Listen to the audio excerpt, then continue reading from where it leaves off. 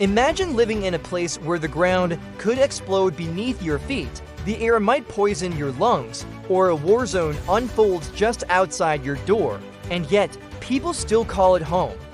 Welcome to some of the most dangerous places on Earth in 2025. Places so extreme, you would think they were uninhabitable. But millions of people live there, work there, and even raise families. Let us start with Norilsk, Russia, a remote Arctic city sitting on one of the largest nickel and palladium deposits in the world. The air here is so polluted that acid rain is considered normal, and winter temperatures often drop below -50 degrees Celsius. Norilsk is a closed city. Foreigners are not allowed to enter without permission, and yet over 175,000 people still live here, many lured by high salaries and government incentives. Then there's Lake Natron in Tanzania, where the water is so alkaline it can burn skin and eyes on contact. The lake's eerie red color comes from salt-loving microorganisms, and temperatures often soar above 60 degrees Celsius. Despite the extreme environment, lesser flamingos nest there and local communities live around it, fully adapted to conditions that would be lethal for most of us. Move east and you will find Mogadishu, Somalia, still ranked as one of the most dangerous capital cities in the world due to ongoing civil conflict, terrorism, and economic collapse. Daily life involves armed checkpoints, food insecurity, and unpredictable violence, yet the city continues to rebuild, and millions of resilient Somalis still live there, refusing to leave their homeland behind. Head to Afghanistan's Helmand province, where political instability and the presence of armed groups make it a deadly place. Yet thousands of families farm the land, children go to school, and people open shops, living every day under the shadow of war and drone surveillance. Now let us talk nature. In a far triangle, Ethiopia, you will find Erdal, one of the few active lava lakes in the world. The land is scorched, the air is toxic, and earthquakes are frequent. Yet the Afar people, semi-nomadic herders, have lived here for generations, raising camels on the edge of literal fire. One of the most bizarrely dangerous places is Chernobyl, Ukraine, yes, the nuclear disaster site. Though large parts of the exclusion zone are off-limits, some residents, known as Samosli, returned illegally and now live off the land.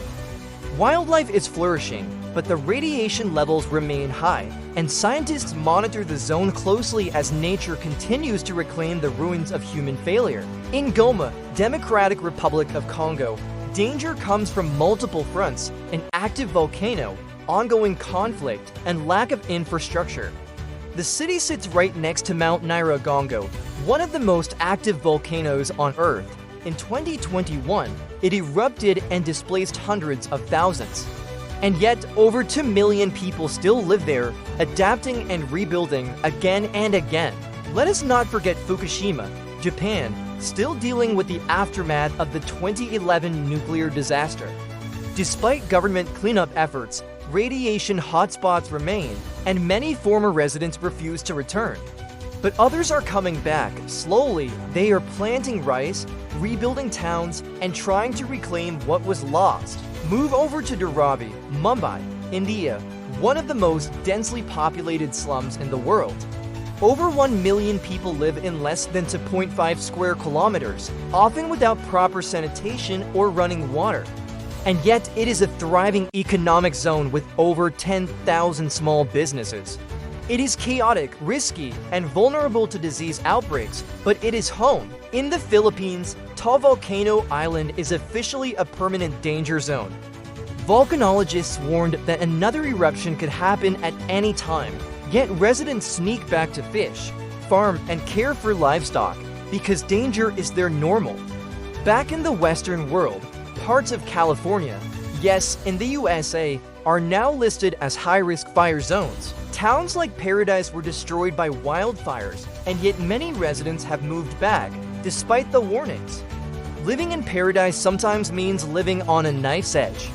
In Pakistan's Hunza Valley, landslides, avalanches, and glacial lake outbursts pose constant threats. But the locals have adapted, building homes on terraces, learning to read the land like a map, and maintaining a community that is over 2,000 years old. And here is the twist. Climate change is creating more dangerous places every year. Rising sea levels are swallowing islands in the Pacific like Kiribati and Tuvalu, yet many locals refuse to relocate because for them, identity is stronger than fear.